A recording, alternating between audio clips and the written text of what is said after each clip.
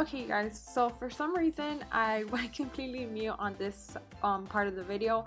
I totally forgot to explain what it is that I am doing to create the handle.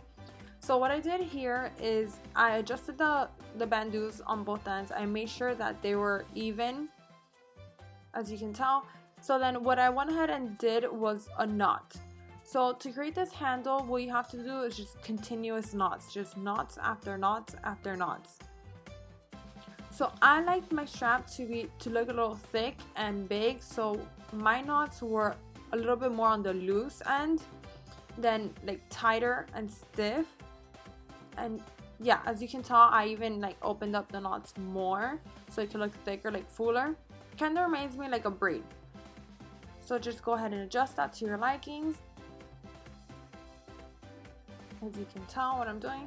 And then for the end, you go ahead and get any tip, stick it under the leather strap. It will be a lot easier if you just unbuckle the lock. I don't know why I didn't do that. And then you just do a regular knot at the end, as you can tell. Just a regular knot. And then you just go ahead and adjust both ends to your liking, the finishing. Okay guys, so for this part, as well, the recording was not that great. I'm recording on my iPhone, so yeah, love that. And also, here's the finishing look. You can see how it looks. Honestly, I think it's such a fun bag. You can switch the handles to whatever bandeau or like scarf you want to use. It's such a fun bag. You can, you know, make it fun, creative.